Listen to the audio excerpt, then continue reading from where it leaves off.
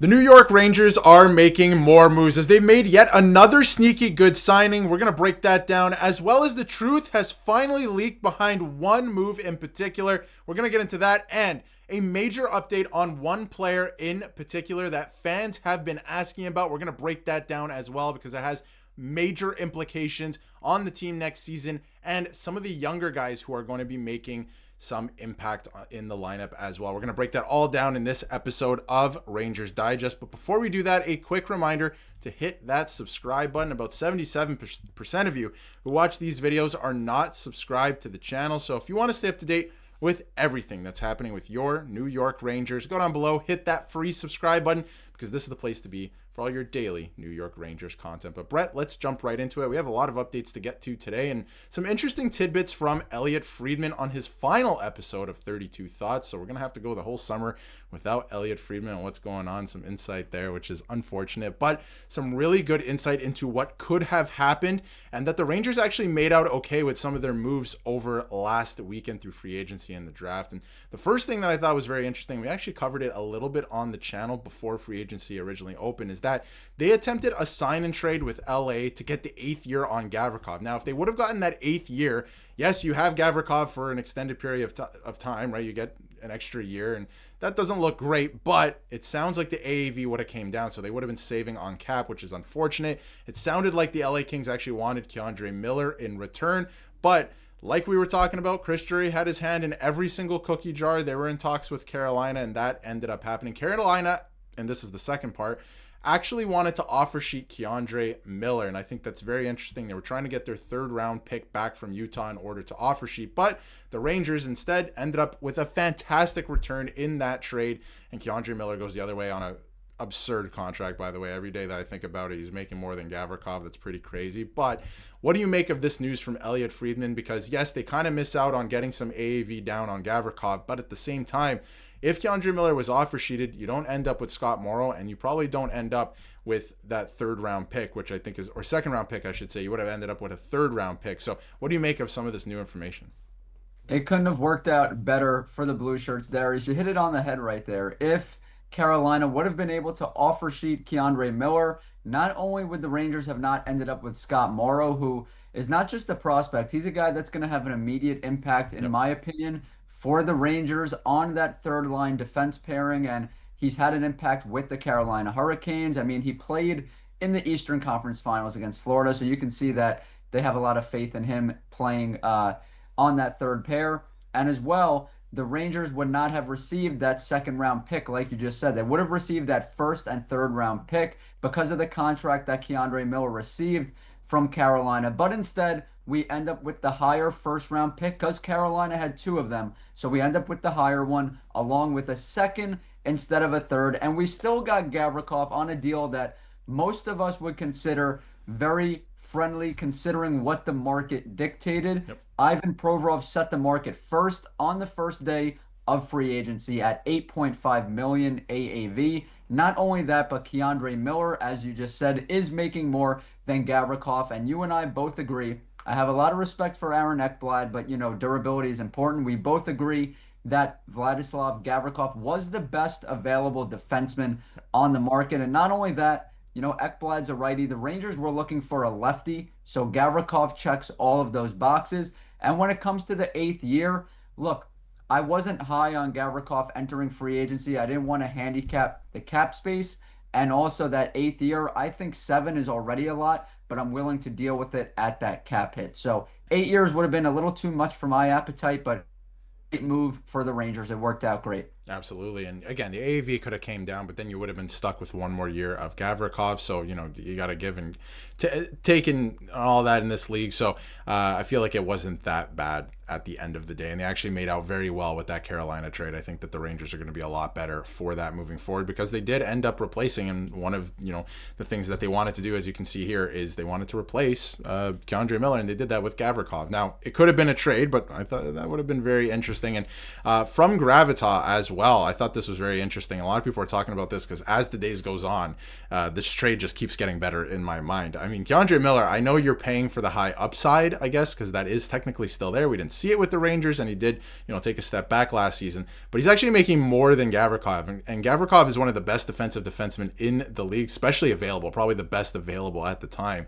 in the league. Great stick, active stick, uses his body, physical, all of that. And now you have Scott Morrow coming up, who can probably play in the NHL next year too if they want that to happen. So I thought that was very interesting. And the one last thing that Friedman also mentioned was that the biggest offseason win for the Rangers and Chris Drury was that there was no drama, which I thought was very interesting because we know what happened around draft time last year, and there was a lot of that. That is for sure. So, again, some really good moves. The lineup is looking pretty good. I think Rangers fans feel pretty good heading into the season. There's a couple question marks still. We'll get to those throughout the summer. And of course, there's not a lot of cap space left. So if they want to do anything else, they're going to have to make a trade. So that's going to be something to monitor as we head through, obviously, August. But one other thing I wanted to touch on is they actually re-signed a player that they traded for last season. That is Brendan Brisson. He's actually the son of the agent Pat Brisson. I thought that was very interesting. But, this is another depth signing, an interesting one for the New York Rangers, where if you look at, his output from the last couple of years, he's kind of bounced between the AHL and the NHL.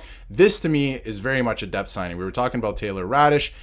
He's a guy that I think that is probably going to play in the NHL full-time this year, barring any injuries, stuff like that. That's a good signing. This guy is pure depth. He's probably going to play in the AHL. If there are injuries, he can come up because he has NHL experience. I feel like this is good work. Just getting a guy re-signed. You traded for him anyway. Put up decent numbers, I guess, in the AHL. He had 6 points in 16 games with the Hartford Wolfpack last year. But Bret, what do you make of this signing? I think it's just, good depth signing, a guy who's familiar to the organization at this point, and you needed to sign another body. Yeah, good work. It's being proactive. You need to add depth to this roster. The NHL is a grueling sport, and it's hard to stay healthy in this league. So the Rangers are going to need to not only make these splashy signings, like Gavrikov, who we just touched on, is a splashy signing, but you need to make some of those, moves around the margins for the Taylor Radishes of the world, bringing in a guy like Brisson. I mean, you just said it, 6 points in 16 games for the Hartford Wolfpack. It's a depth piece, but he does have some scoring touch. That's what I like about him. He's had 8 points in 24 NHL games, which isn't great. But like I said, he has shown that he's got some scoring touch. We saw it with the Henderson Silver Knights when he was in Vegas. The 2022-2023 season, he set rookie records in terms of goals. He scored 18 goals and had 37 points total. So I do like, the upside there when it comes to his scoring touch, but not really elite in any category in terms of like skating or physicality or defense. But like I said, for a depth piece, it's very nice to see that scoring touch that, this is a team that could use some more scoring punch. I'm not saying he's going to come in here and be one of the leading goal scorers, but it's nice to have a guy that's capable of doing that. So good depth signing for Chris Drury. Still have some work here to be done, but like you just said, Darius, if they want to make more moves, they're going to have to make a significant trade. And it doesn't even have to be an Artemi Panarin. There's a few guys on this roster they can move to, give themselves a little more flexibility, but we'll see what Chris Drury decides to do here moving forward. Nice depth piece for the Rangers. Definitely. And like you mentioned, he has scored a lot at the AHL level, so he's probably going to continue to do that, especially as he kind of settles in, because again, he came here halfway through last season. So I think that's going to be something to monitor. And like you mentioned, I mean, they could make him another move if they want. They're going to have to make a trade to make that happen. But I feel like, Chris Drury is going to pump the brakes a little bit on that. He's going to let things settle down into August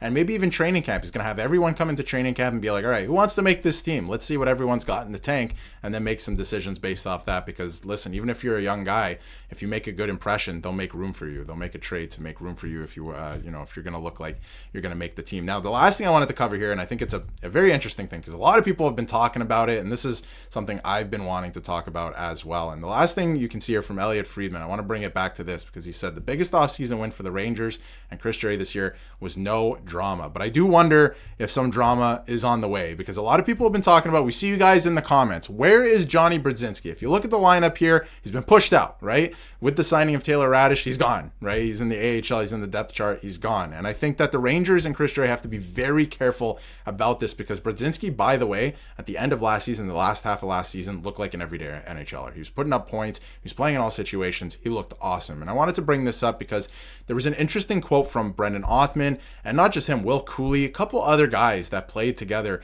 in Hartford with the Wolfpack, and they said said that, he's basically a role model to them. They look up to him. They love playing with him. So I think Chris Drury has to be careful. And I'm not saying, if he's not good enough to be in the NHL lineup, obviously don't play him just for that reason. But, don't have it be like a Jacob Trouba situation where now the young guys maybe turn against you this season, right? So, of course, we've been saying on the channel, that doesn't matter. You have to make the decisions that, you have to make. But obviously, I think give him a fair shot. He played well last year. Bring him into training camp. I think he's earned the right to at least go into training camp and see if he can make the team. So how do you feel about that? I'm not saying, make a spot, open a spot for him and, just have him penciled in already. Like, come into camp, see if you've earned that spot and play for it. But I think that he does have to be careful in this way because a lot of the younger guys do really, really like Johnny Brodzinski.